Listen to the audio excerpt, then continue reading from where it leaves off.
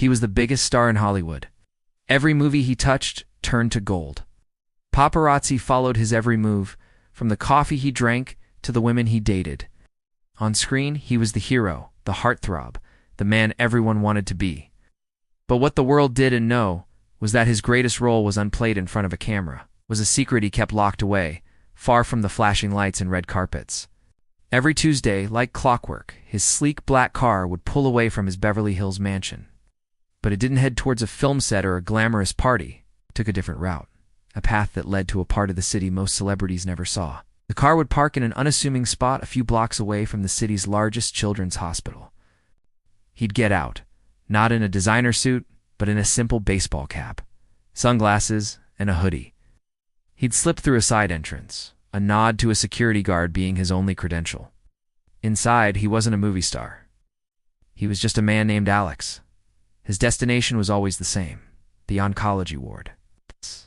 This was his world every Tuesday.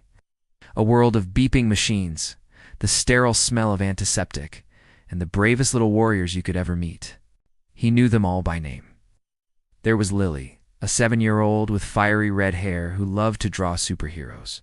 There was Sam, a 10-year-old, who could beat anyone at video games, even with one hand hooked up to an IV. And there was Maria, a quiet teenager who wrote beautiful poetry about the sky. He didn't come with a press team. There were no cameras, no interviews, no publicity stunts. He came with a backpack full of comic books, new video games, and sometimes, if he could sneak it past the nurses, a box of forbidden donuts. He would sit for hours, reading stories in different voices, his acting skills put to their best use. He'd build elaborate Lego castles with shaky little hands, lose gracefully at video games, and listen. More than anything, he listened. He listened to their fears, their dreams, their silly jokes. In that room, he wasn't a celebrity. He was their friend. He shared in their good days the small victories, held their hands through the bad days, the painful treatments, the moments of despair. He knew the names of their favorite nurses, the times for their chemo, and the things that could make them smile when nothing else would. One afternoon, he was sitting with a new boy, a 6-year-old named Leo, who was quiet and scared. Leo had just been diagnosed and was overwhelmed by the strange new environment. The actor didn't push. He just sat beside his bed and started quietly reading a story about a brave knight on a quest. Slowly, Leo started to listen. After a while, he looked up at the man with big, curious eyes. "Aren't you? Not a guy from the movies?" he whispered, his voice barely audible. The actor smiled gently and put a finger to his lips. "That's our little secret, okay, Knight Leo? Here, I'm just Alex, and my job is to help you fight the dragons." Leo's eyes widened, and for the first time that day a tiny smile appeared on his face. He nodded solemnly. "Okay, Alex, I won't tell anyone." It was a promise made between two friends, a bond forged not by fame, but by simple human connection. Weeks turned into months, months into years. The kids came and went. Some, miraculously, got better and went home, their lives forever touched by the kind stranger they knew as Alex. They kept his secret.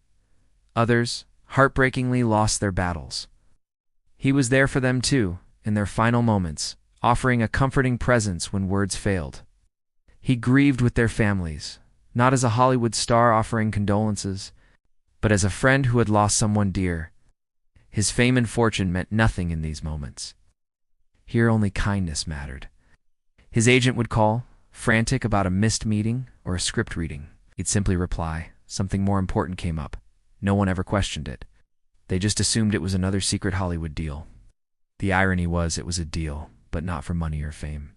It was a deal he'd made with himself, to use his platform for something real. Then, one day, the world was stunned by the news of his sudden death. A tragic car accident. Tributes poured in from all over the globe. Newspapers ran front-page stories, TV channels aired specials about his incredible career, his blockbuster movies, his undeniable talent. He was remembered as a legend of the silver screen, an icon gone too soon. The whole world thought they knew him. But they didn't know the most important part. A few weeks after his funeral, during a press conference for the hospital's new, state-of-the-art oncology wing, the hospital director made an announcement that sent shockwaves through the room. The entire wing, a multi-million-dollar project with the best equipment and doctors in the country, had been funded by a single anonymous donor for years. The director paused, his voice thick with emotion, as he revealed the donor's identity. It was him, the world-famous actor. He had not only given his time, but he had secretly poured his fortune into giving these children a fighting chance.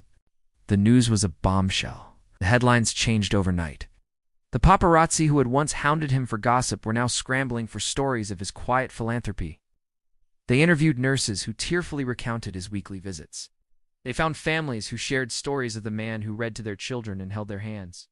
A picture emerged not of a movie star but of a man with a colossal heart, a quiet giant of compassion. The boy, Leo, now a healthy teenager, was interviewed. He looked at the camera and said, "He told me real heroes don't need capes. They just show up." And he always showed up. His story became a different kind of legend. It wasn't about the box office numbers or the awards he'd won. It was about the lives he'd touched when no one was watching. It was a powerful reminder that the greatest acts of heroism often happen far away from the spotlight. Real heroes don't seek applause. They don't need cameras or headlines. They are driven by something far more profound, a simple, unwavering desire to make the world a little brighter, one secret act of kindness at a time. His legacy wasn't in the films he left behind, but in the countless quiet moments of love and hope he shared in that hospital wing. The world remembered the star, but the children, they remembered the man. And that was the role he was most proud of. Thank you for watching. If this story touched you, please like and subscribe for more content that celebrates the best of humanity. Until next time, remember to look for the heroes in the quiet places.